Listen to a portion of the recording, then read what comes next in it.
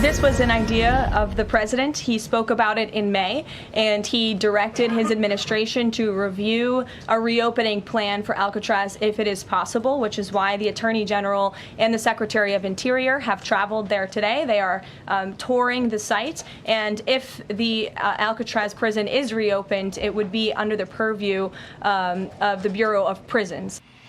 2 months ago, President Trump pitched the idea to reopen and expand Alcatraz in San Francisco Bay. Now his administration is taking action.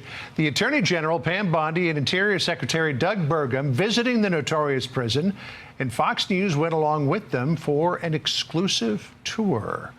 Let's go to our Justice correspondent, David Spunt. He is live on Alcatraz Island in the middle of San Francisco Bay. I've been there, David.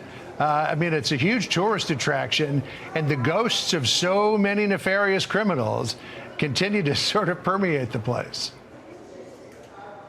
So many, John. Good to be with you from inside Alcatraz. Perhaps the biggest ghost is Al Capone, who was here in the 1930s. Look, Attorney General Pam Bondi and Interior Secretary Doug Burgum, they know this is going to be a steep climb. This is not something where they came today to announce the reopening of Alcatraz. This is just a fact-finding mission, but they believe, along with their boss, the President of the United States, that this may just be the symbol of law and order that this administration is looking for.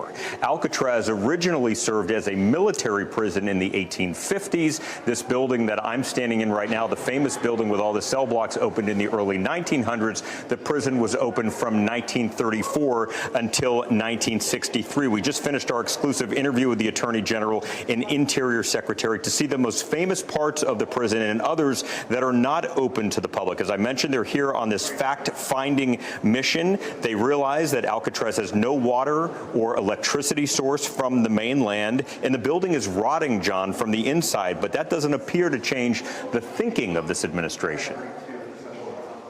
Alcatraz could hold the worst of the worst. It could hold middle-class violent prisoners. It could hold illegal aliens. It could hold anything. This is a terrific facility, needs a lot of work, but no one has been known to escape from Alcatraz and survive.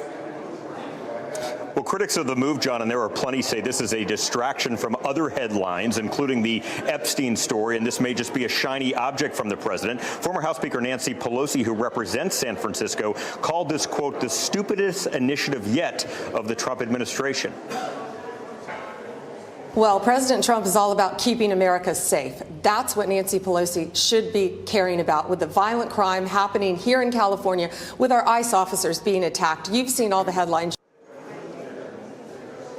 As I mentioned, Al Capone served here. This is his FBI mugshot that says Alcatraz.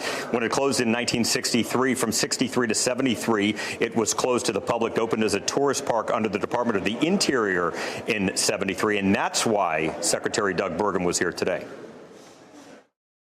This is Alcatraz is the brand known around the world for being effective at housing people that are in incarceration, and so this is something that we're here to take a look at. It's a federal property. Its original use was a prison, and so part of this would be to test the feasibility about returning it back to its original use.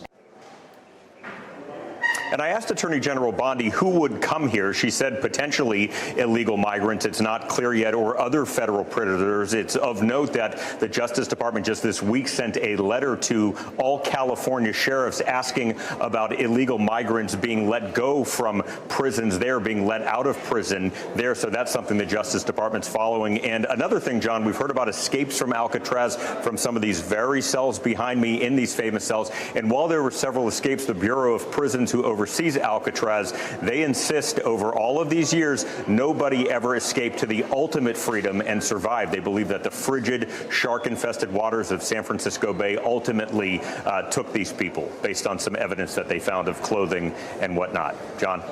Yeah, it's believed that there are 5 people who managed to escape who went unaccounted for, but they believe they never made it to freedom, as you pointed out. First, we had Alligator Alcatraz. Now back to the real thing. It's very fascinating. David, thank you for the tour. Hey, Sean Hannity here. Hey, click here to subscribe to Fox News YouTube page and catch our hottest interviews and most compelling analysis. You will not get it anywhere else.